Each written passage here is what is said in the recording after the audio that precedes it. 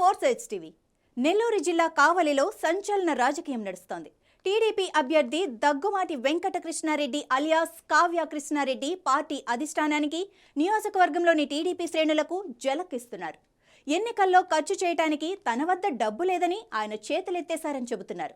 అభ్యర్థిగా ప్రకటించాక కృష్ణారెడ్డి ఇలా చేయటం పట్ల సర్వత్రా ఆందోళన వ్యక్తమవుతోంది. ఆయనకు కాకుండా కాటంరెడ్డి విష్ణువర్ధన్ రెడ్డికి టికెట్ ఇచ్చి ఉంటే బాగుండేది అన్న వాదన గట్టిగా వినిపిస్తోంది.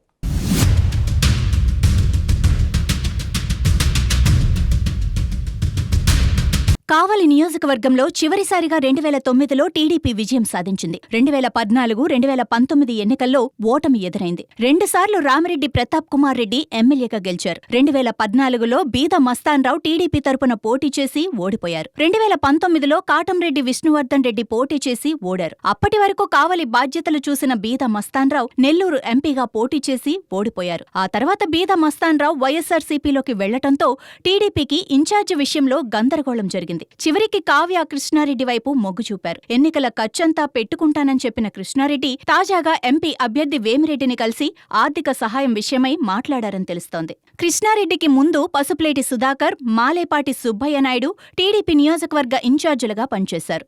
వీరందరికీ విష్ణువర్ధన్ రెడ్డి అండగా నిలిచారు.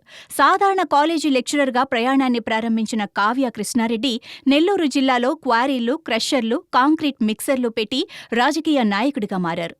కావలి టికెట్ తనకు ఇస్తే ఖర్చంతా పెట్టుకుంటానని చెప్పడంతో టీడీపీ అధిష్టానం ఆయన వైపు మొగ్గు చూపింది. ఆయన్ను బీద రవిచంద్ర ఎక్కువగా ప్రోత్సహించారు. అయితే చిన్న చిన్న మొత్తాలను కూడా ఎగవేసిన చరిత్ర కృష్ణారెడ్డికి ఉందని పార్టీ వర్గాలు చెబుతున్నాయి. అలాంటి వ్యక్తికి టికెట్ ఇవ్వటం సరికాదని అంటున్నారు. ఈ నేపథ్యంలో కృష్ణారెడ్డి తన వద్ద సొమ్ము లేదని చెబుతూ ఉండటం అధిష్టానాన్ని, జిల్లా నాయకులను విస్మయపరుస్తోందని పార్టీ వర్గాలంటున్నాయి.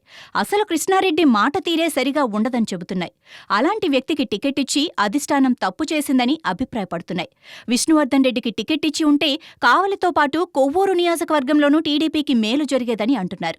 ఇప్పటికైనా టీడీపీ అధిష్టానం పునరాలోచన చేస్తే బాగుంటుందని చెబుతున్నారు.